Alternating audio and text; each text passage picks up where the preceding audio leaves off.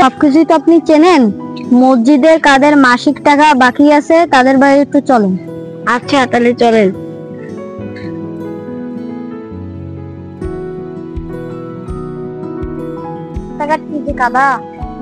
এই যে মনে হয় শামীম সাহেবের বাড়ি। আসেন এটা দেখি। আসসালামু আলাইকুম শামীম ভাই, বাড়ি আছেন? অসময় আবার ডাকতেছে কিনা মনে আছে তো?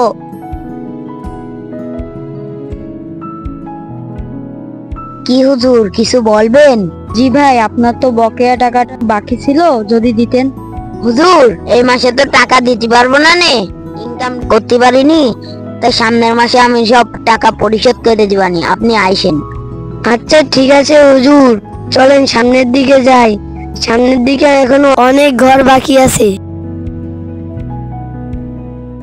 আসসালামু আলাইকুম সাদ্দাম ভাই, এদিকে আসেন। ওয়ালাইকুম আসসালাম হুজুর, আসতেছি। জি হুজুর বলেন। সাদ্দাম ভাই, আল্লাহ তাআলা তো আপনাকে অনেক কিছুই দিয়েছেন, আমরা মসজিদে কাজ ধরবো না, বকেয়া টাকাটা যদি দিতেন তাহলে খুব উপকার হতো। হুজুর দেখতেছেন এই বাড়িটা করেছি, অনেক খরচ হয়ে গেছে।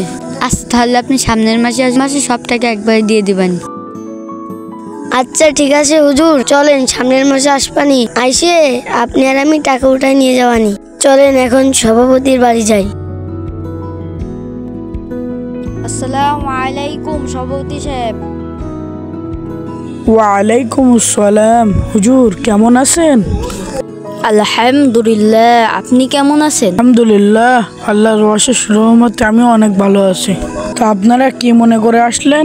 সভাপতি সাহেব, আমরা তো মসজিদে কাজ ধরতে চাচ্ছিলাম, আপনার যে বাকি টাকা আছে যদি দিতেন। কি? আমি হচ্ছে মসজিদের সভাপতি, আপনারা কি আমাকে বেতন দেন? আমার কাছে আপনারা মসজিদের টাকা দিচ্ছেন? সভাপতি পদ থাকাই ভুল হয়েছে, সভাপতি পদই রাখবো না, যা সেটাই দিলাম সভাপতি পদ।